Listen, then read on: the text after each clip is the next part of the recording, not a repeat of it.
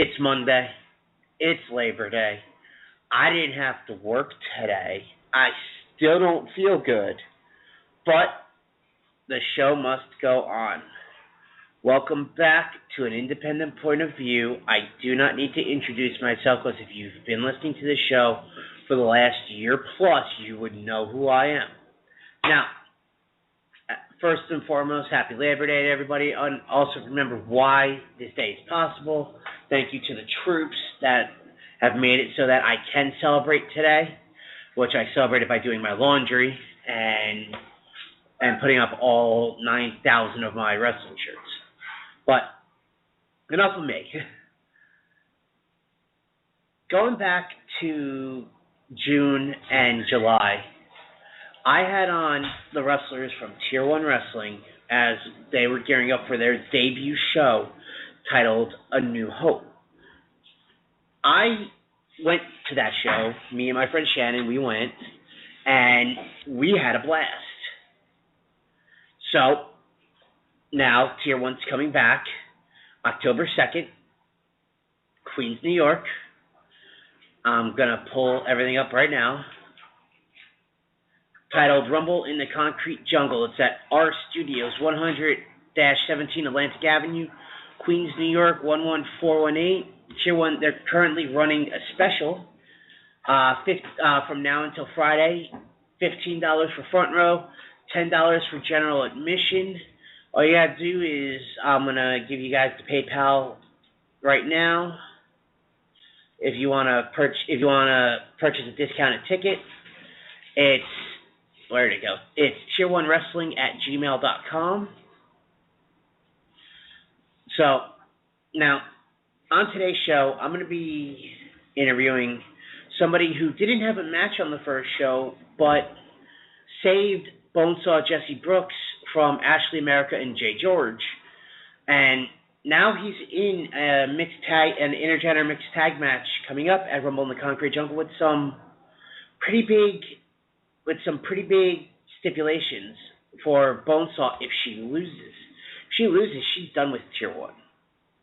But there was something that she gets if she wins. I just don't remember. I will ask Alex Mason once he gets on. So I'm actually going to shoot him a message telling him he can call in whenever.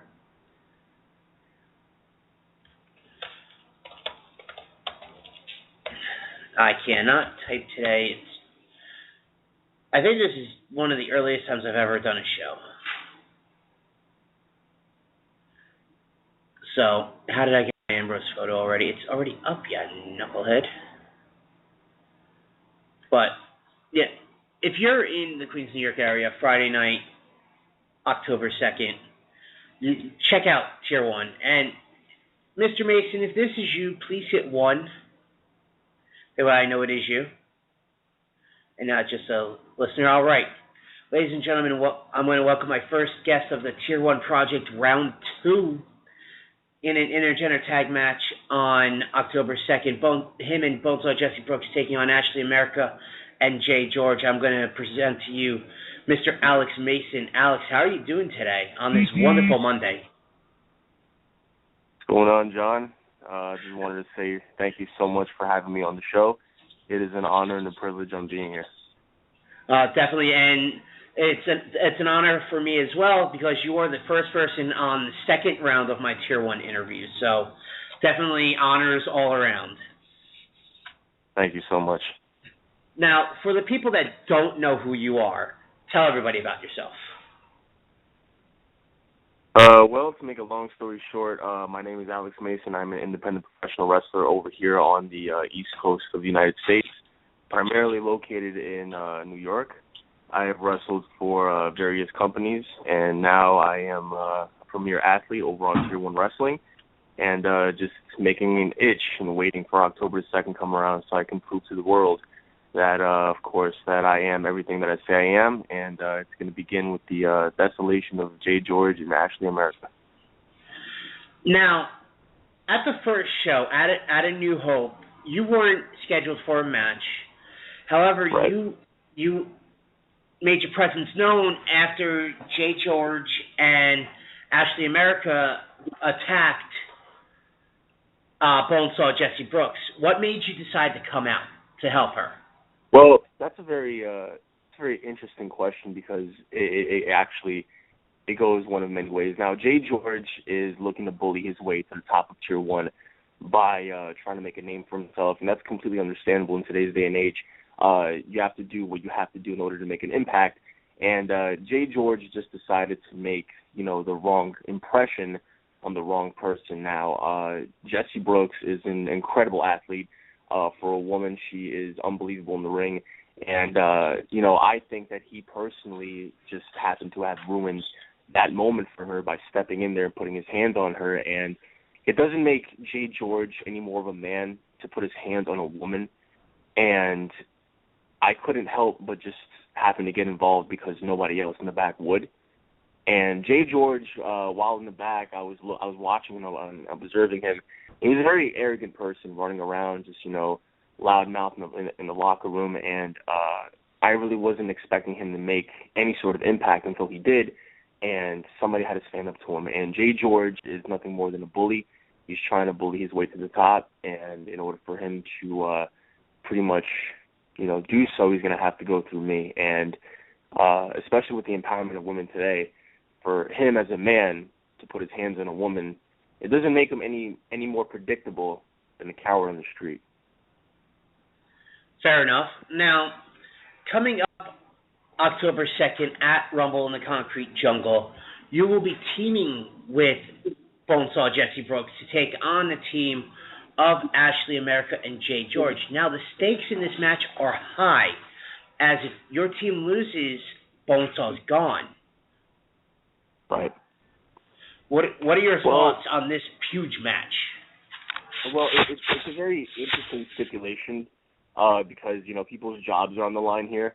Now, if by some chance, by the miracle of God, if Jay George pulls off a victory, Jesse Brooks is gone, and I think that'll be a very devastating blow to Tier 1's wrestling, women's division, because Jesse Brooks is, I believe, one of the best females out there, especially in terms of competition. And on October 2nd, I'm going in there with Jesse Brooks not only to just win a match, but to prove a point and to allow someone to keep their job. And everything is on the line because this just means that if Jay George loses, Jesse Brooks has an opportunity to, step in the ring with him one-on-one and whoop his ass all up and down the arena, which I personally am looking forward to because that is why, that's one of the many reasons why I'm going into this match, is to allow Jesse Brooks to have that moment because, as I said, Jay George was the one that interfered and, cost her that moment at New Hope. And what better redemption, what better, revenge, I guess you could say, than for Jesse Brooks to have her moment by beating Jay George during their one-on-one match. So there's a lot on the line here, not just for myself, but for Jesse Brooks and the entire staff. So if she's gone, I think it'll be a devastating blow to the women's division at Tier 1 Wrestling. But we're going into that match October 2nd with the mindset of winning and nothing more. Now, what do you know about Jay George and Ashley America, other than Jay George being somebody who likes to hit women? Well, Jay George, I believe, is a narcissist in his own way. Now, he is a tremendous athlete. Got to give him that. I've been following Jay George for a while. Granted, at times he could be just as unpredictable as he says he is, but at that particular time, at that particular moment, at Tier 1's New Hope, he wasn't as predictable as, he wasn't as unpredictable as he claimed to be, because obviously we saw what his motives were. He was complaining that he wasn't on the show. And October 2nd, I see right through him. He's not this unpredictable, unstoppable killing machine. I've seen and come across a lot of people like Jay George, and it's not going to be a cakewalk in the park, but it's definitely going to be something interesting for him because he's going to encounter a man unlike any other that he's ever stepped in the ring before. So Ashley America as well. She is a very, very ferocious competitor. I've watched her in many different companies. I've had the opportunity to, grace the same locker room as her at AIPOV as well. I've seen what she's capable of, and she's a tough cookie. I don't, I'm not one to put my hands on a woman, but given the fact that this is a fight, this is a match October 2nd, if she puts her hands on me, I'm going to have no other choice but to respond in a quarterly manner. So, as I said, it's going to be something that it's going to have a lot of meaning behind, the match itself. There's a lot of weight behind there. So if we lose, someone's going to lose their job. If we win, and in all essence we will, Jessie Brooks is going to have, redemption for losing her moment at, New Hope. Now, the match is, if you guys win, and I honestly think you guys will, does Jessie Brooks face Jay George at that same show, or is it at the next Tier 1 show? I would hope that she would wrestle him right then and there, whoop his ass in front of the whole world to see. But that I am unclear of. I do believe it could possibly be at the next show. But either way, we're going into this match with the mindset of allowing her to keep her job. And given the circumstance that if Tier 1 management wants to allow her to have the same match the same night, either way, I think it's a win-win for the fans. I think it's a win situation for her. But given the circumstance, I do believe that it might come down to Jay George versus Jessie Brooks at the next show. But as I said, I wouldn't mind it for it to be right then and there, because the girl busts her ass. She works hard. She's a workhorse. And as I said, he just, that on that particular night, it just wasn't his night, and he decided to make it his night by allowing to steal her moment and her shine away. And I just think that when that time comes, and it will come, whether it be on that night, October 2nd, or on the following show, Jessie Brooks is going to decimate Jay George in front of the whole world to see. Excellent. Now, you were at A New Hope, obviously, as was I. What was your favorite match at that show, that first show?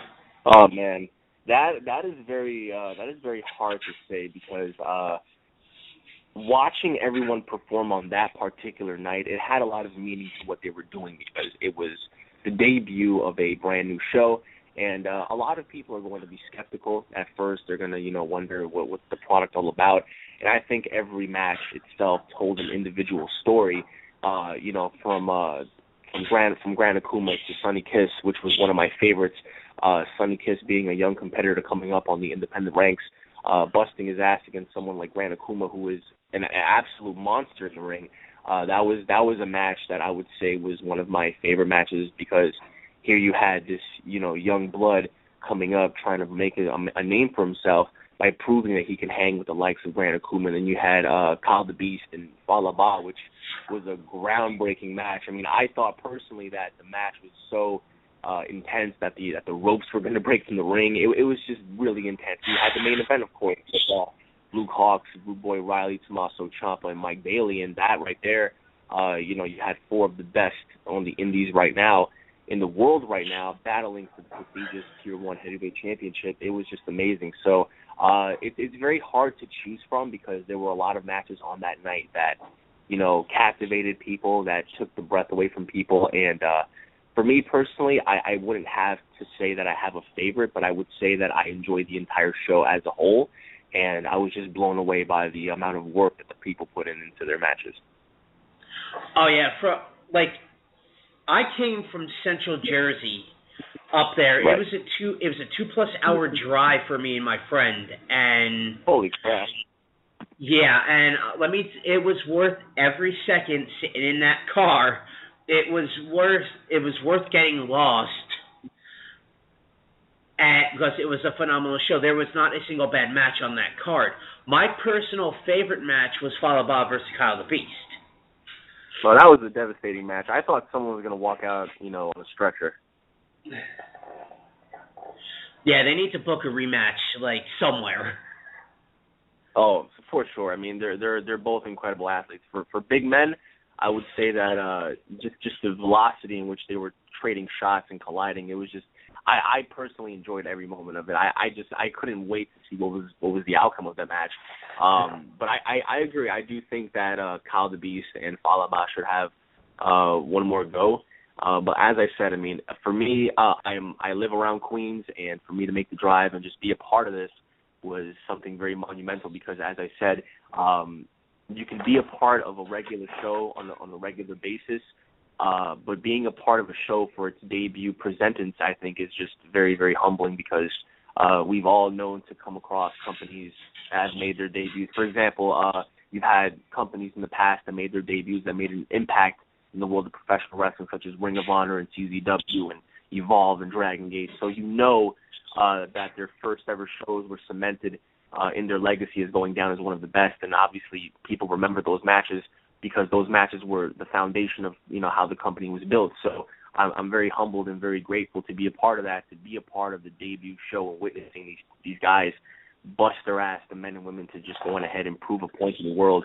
And as I said, going back to what I said, Jessie Brooks, she had her moment, and Jay George took it away, and it's time for some payback to come about October 2nd. Oh, definitely. Now, I've got to see Jessie Brooks wrestle a couple times, and all I got to say is, holy shit, for a female wrestler, she can go. Oh, absolutely. Now, this show coming up, the show on October 2nd, we still don't know who Luke Hawx is facing, but yet there's still already a killer card. You got DJ Hyde versus Leo Rush. You got Tim Donst, who's going to be there. You got the six-way elimination match featuring Mike Verna, Sonny Kiss, who we talked about, Mr. Touchdown, Mr. Touchdown, Mark Angel, Bobby De Niro, and Eric Draven, plus one more person. You have Savannah versus Vanity, two amazing female wrestlers that are gonna be on the pre-show. There's just so much talent, and you have what's his name, Rude Boy Riley taking on Joey Adams. I can't think of his name. Joey 8, yeah. Joey 8. Along with Caveman versus VSK, and one of my personal matches that I'm looking forward to is the Grand Akuma versus Caleb Conley. Yeah, I've seen Akuma wrestle in other companies, and I knew he could go, but I usually see him against guys like his size or bigger. He was going up against a much smaller Sonny Kiss and had to adapt, and I thought Sonny Kiss had that match personally. Oh, absolutely. Sonny Kiss is an incredible athlete, and just having to bestow and having to watch Sonny Kiss being able to hang with someone like Grand Akuma. Grand Akuma's been everywhere. He's done everything. He's wrestled countless matches with countless names, and to have Sonny Kiss out there, which shout outs to Sonny Kiss, he's an incredible guy, go out there and steal the show with Grand Akuma. I have no doubt that Grand Akuma is once again going into this match against Caleb Conley, a wrestler that I wrestled personally, who is an extraordinary athlete. Caleb Conley is a killer in the ring, and I think that match is going to be one of my little personal favorites to look forward to because I've never had the chance to step in the ring with Grand Akuma. I've always wanted to. I've had the opportunity to grace the ring with Caleb Conley, and Caleb is he's an absolute monster, and having to watch his matches prior to mine with him when he wrestled Ricochet over at Evolve, and Caleb's been through a lot, and now his ultimate challenge, I believe, is Grand Akuma, and that's going to be some of my personal matches. Looking forward to that. And you got Caveman versus VSK. You have, as I said, you have Style and Finesse versus the Bravado Brothers. There's a lot. This is going to be a very stacked card. And as you said, the one match that hasn't been announced is the Luke Hawx match. We don't know who Luke Hawx is going to face. And my personal intake on Luke Hawx is that, yeah, he is an arrogant son of a bitch. He's a very narcissistic person. He does think that the South, reigns supreme over professional wrestling. But throughout all that trash talk that he disputes, the guy backs it up, and he backed it up at New Hope when he, beat Tommaso Ciampa, Mike Bailey, and Rude Boy Riley for that title. So I'm actually very anxious to see who Luke is going to be stepping in the ring with as well. Now, obviously it won't be you as you're in a match. Do you have any personal preferences as to who you'd like to see Luke face? Oh man, well that's a very good question. I would love to see someone just step in the ring and just shut Luke Hawx up, especially after New Hope. Yeah, after the epic encounter with Mike Bailey, Tommaso Ciampa, and Rude Boy Riley, he got on the mic and he was pretty much just spewing a load of hot garbage. And the only person who had stepped up to Luke Hawx at the time was Homicide. So I think that Homicide and Luke Hawx would be a great encounter, given the fact that I think Homicide would just completely decimate Luke Hawx. But personally, I don't really know as of right now. There are a lot of competitors on the roster that I would love to see, go up against Luke Hawx. Luke Hawx, as I said, from Wildcat Sports Wrestling, he's an incredible athlete, a very dangerous competitor in the ring. That's why they call him the Southern Stomper, and he backs up everything he says. But needless to say, on October 2nd, whoever he's going to face, I think it's going to be very interesting, not only for him because he will be defending the World Heavyweight Championship for the very first time. As much as I wish it was me, I would hope for someone out there to, rise to the occasion and prove to this guy that, talk is cheap and actions speak way louder than words. Yeah, now, there's somebody that was actually in that four-way that I would like to see him face one-on-one. I don't think he could win that match, and that's Mike Bailey, who's on absolute fire right now. Oh, absolutely. Mike Bailey is a very rare competitor. At first sight, you may not think that he is as deadly as they say he is, but he truly is. It was an honor to have watched him perform that night and just bust his ass for that crowd. And Mike Bailey, I would say, is one of the most underrated guys on the indies right now. He is a very, very gifted competitor. So having to see him, as you said, go up against Luke Hawx in a one-on-one match, I do think that it would give Luke Hawx a run for his money, and I do believe that it would challenge Luke Hawx and push him to his very core. But yeah, I mean, Mike Bailey is definitely a person that I would see and love to see face Luke Hawx, along with, I believe, Rude Boy Riley. I think Rude Boy Riley and Luke Hawx, they definitely had some intertwined spark between them towards the end of the four-way. And I personally thought Rude Boy had it right in the bag until Luke Hawx was able to execute him towards the end. But as I said, whether it be Mike Bailey, Rude Boy Riley, Tommaso Ciampa again, I think whoever it is, I think they would push Luke Hawx to the limit and test him as a champion for sure. For sure. Yeah, and with Mike Bailey, he won CZW's Best of the Best. He almost won PWG's Battle of Los Angeles, which was, I believe, won by Trevor Lee. No, not Trevor Lee, Zack Sabre Jr. Yeah. But I would personally love to see Mike Bailey back, and if the promoters of Tier 1 are listening right now, book Speedball again. Oh, absolutely. I mean, I would love to have Mike Bailey around again. He was an awesome person, very humble guy. He's not, I wouldn't say he's the largest of men. He's not the most, muscular people, but the guy sure does pack a wallop, and he was kicking ass that night, and I personally enjoyed it. I mean, having to grace the locker room with him and people like, Tommaso Ciampa and all these guys, it was just a very humbling experience, and just a lot of surprises wait October 2nd, that's for sure. And a lot of people, I would often say, have, opinions for Tier 1. And, for me personally, I believe that opinions are like assholes. Everyone has one and it stinks.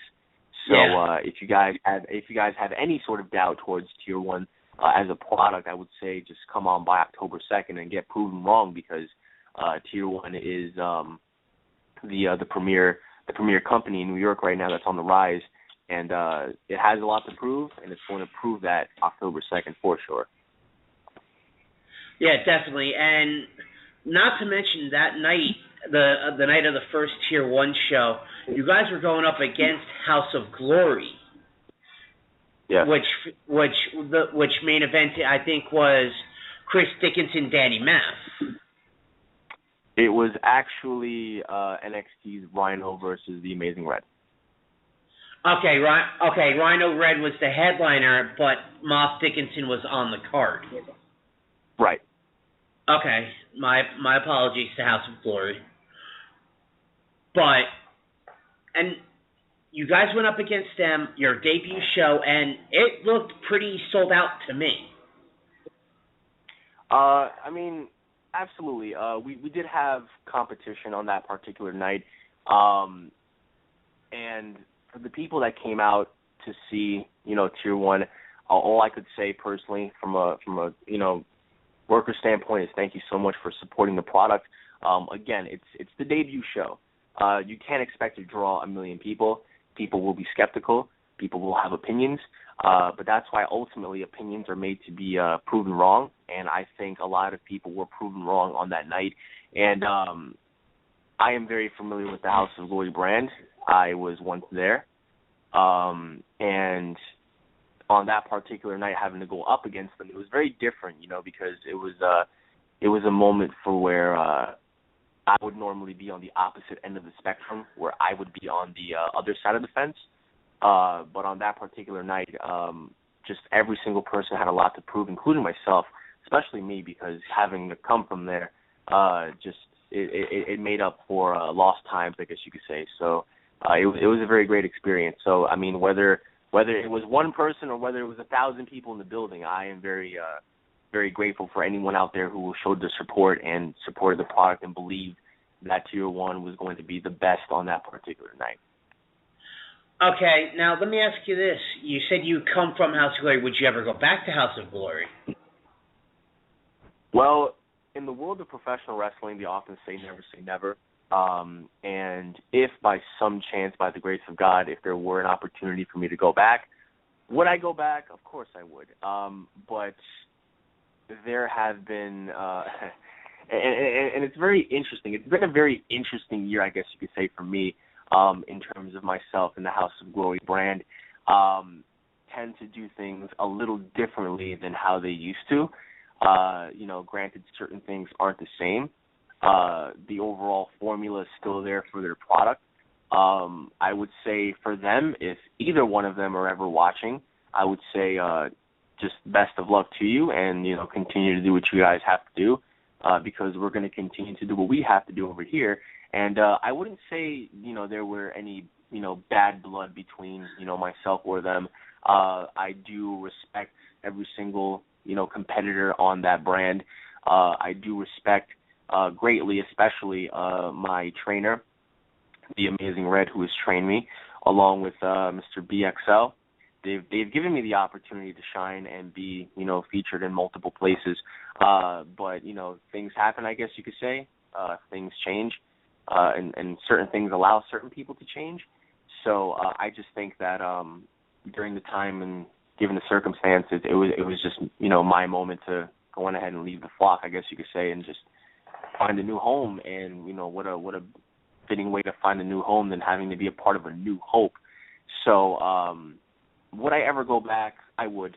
I would go back, because at the end of the day, personal feelings ought to be separated from business standpoints, because I think that was one of the primary reasons why I was featured at A New Hope rather than their product brand that night, because personal feelings and business decisions intertwine, and that affected a lot of things. So, but would I go back? I would. But as of right now, I'm unsure about the future. I'm not a genie. I wish I were a genie, because I would be able to see into the future.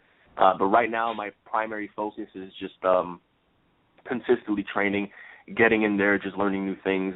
Every day is a new learning experience. So I am just focused and prepped on October 2nd, because for myself personally, I have a lot to prove to so many people. And obviously, someone's job is on the line, and I would like to help, allow that person to keep their job. So just everything rides on October 2nd, and that's primarily what I'm focused on. Now, let me ask you this, because I didn't ask you this before. How long have you been wrestling? I have been wrestling since January of 2013. I've been wrestling for over 2.5 years, but I've been training for 3. I remember when I first made my, I guess you could say, in-ring wrestling debut, it was at the House of Glory in a fatal 4-way match, and it was just an overall surreal experience. And given the fact that I come from a very harsh neighborhood, I come from a very harsh background, And I never would have thought I would be able to, as they say, quote unquote, live your dream. And it's just a very surreal experience having to go through training, having to understand the business, aspect from many different levels. And for the time being that I've been wrestling for 2.5 years now, I am very grateful of every opportunity, of every match that I've had, and it's been a learning experience. I think that every person consistently learns throughout their experiences in life, and I've learned a lot of things having to share the locker room with multiple people.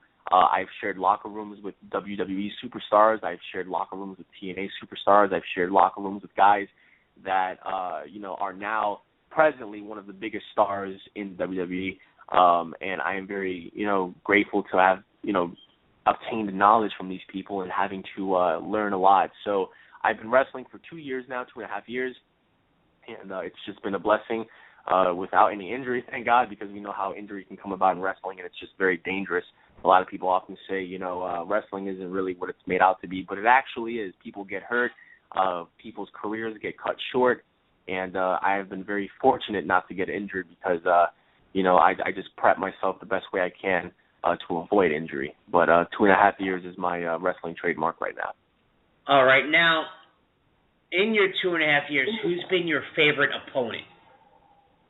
Oh, man, that's actually very difficult. I've wrestled tons of guys that were just great. I would say just recently I wrestled the monster 6'5" TJ Marconi. He was very different, I would say, because he was the first competitor that I've wrestled and fought that was actually bigger than me. And I'm a big guy. I'm about 6'2". TJ's 6'5", 6'6". He's a monster. So wrestling him was very interesting. It was very fun. TJ was very fun to work with. I would also say one of my personal favorites was with Broadway, Ken Broadway. He was a very interesting cat. Whooped his ass, he whooped mine, but the overall atmosphere and the connection was there. I've wrestled, Mark Quinn. Mark Quinn, I think, is definitely one of my favorites. Having to wrestle Mark Quinn, he is a very phenomenal athlete, very different, I guess you could say, in the ring.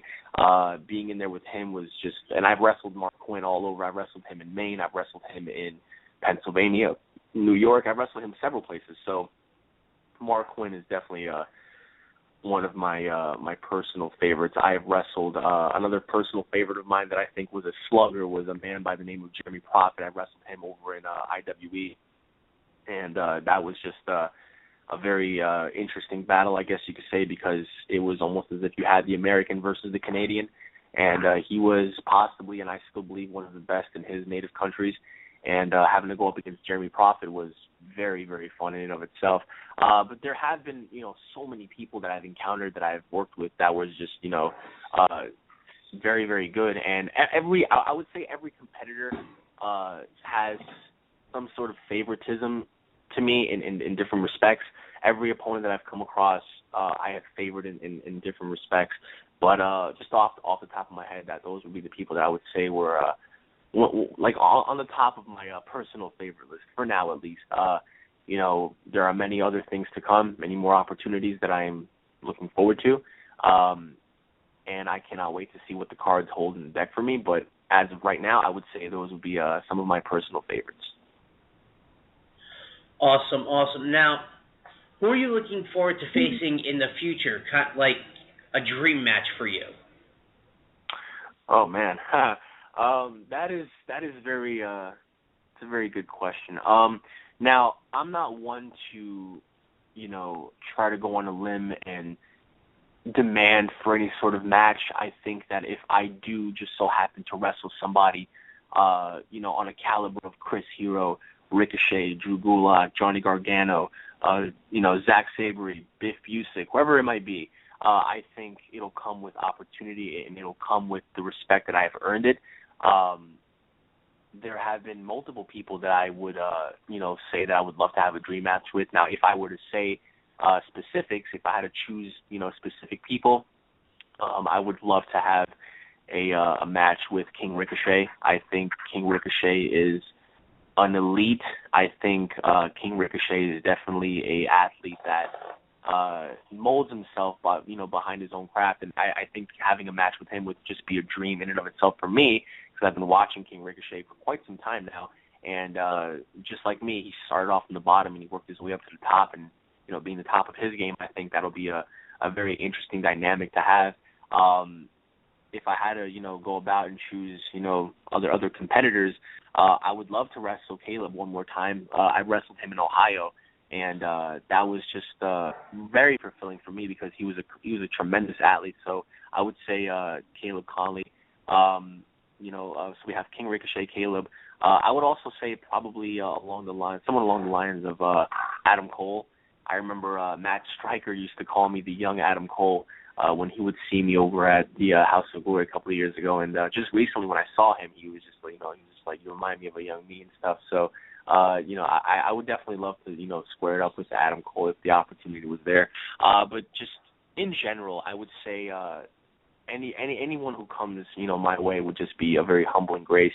I also think if I had to pick one more, I would say in a one-on-one contest, I would love to have a match with my trainer, the Amazing Red. I would love to have a one-on-one match with him, given the fact that I would have so much to prove to him, and he's been a very interesting dynamic in my life as well.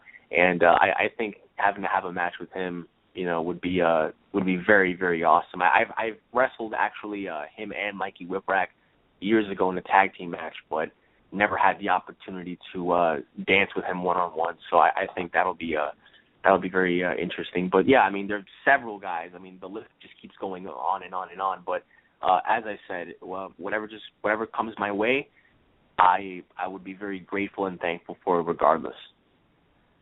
Very cool, very cool. Now, we're starting to wrap up here. We're getting near the end of the show.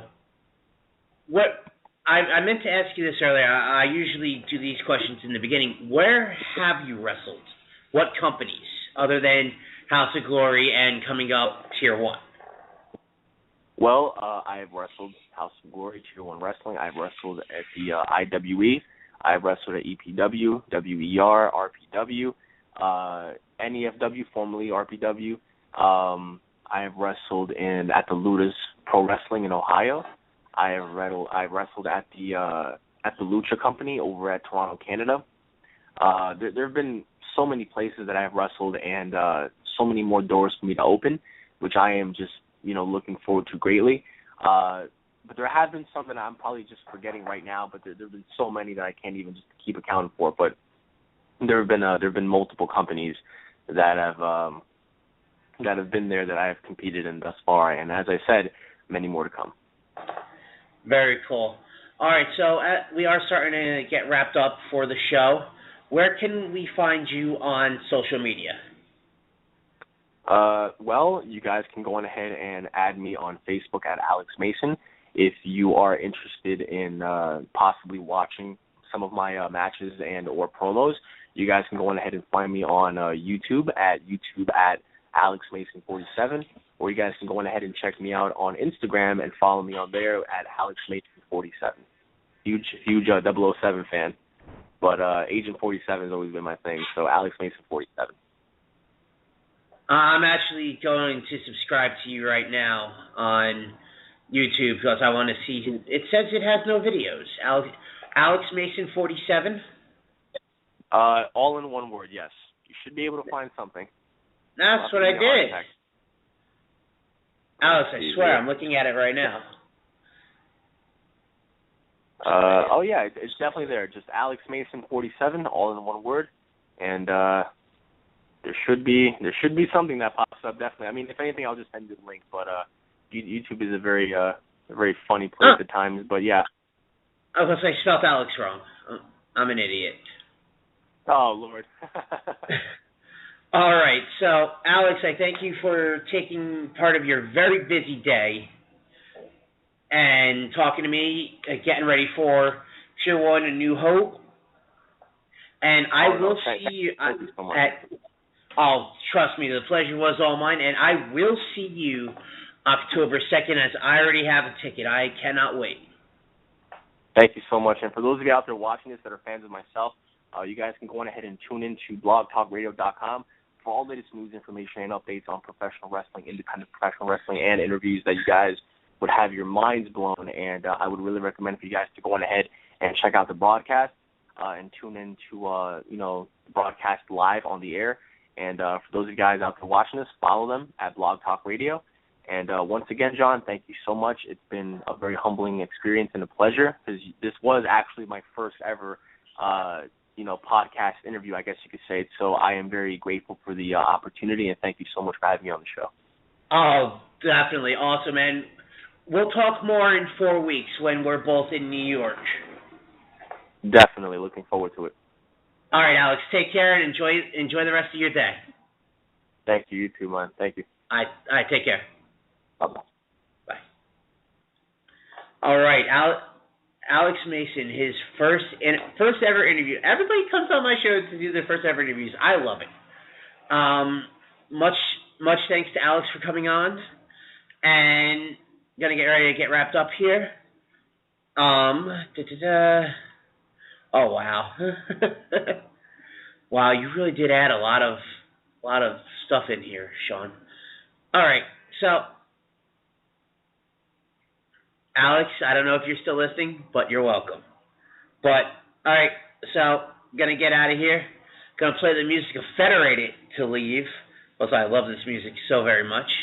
But I'm hoping to get on Wednesday. I should have Colin West from Change the World Wrestling. We're going to talk the big show on Sunday. I hope to get somebody else from Tier 1 in at the end of this week. But until then, follow me on Twitter at JohnPMayer80. Follow me on Instagram at john.p.mayer. Tune into all the shows of the Nerdport Network. There should be a wrestling debate tomorrow night. Wednesday, hope to have an independent point of view. Thursday, hopefully Dirty Divas. Friday, hopefully another independent point of view. Weekends, check out The Blind Side. Listen to all the other podcasts I plug at a daily basis. Shining Wizards, 2.5 Wrestlers, another wrestling podcast. Turnbuckle Throwbacks, Inconclusive Breakdown. Midnight Jury, After Midnight. Yeah, just go listen to podcasts. But until then, and until the next time we do another part of the Tier 1 project, as always, support independent wrestling, and good night.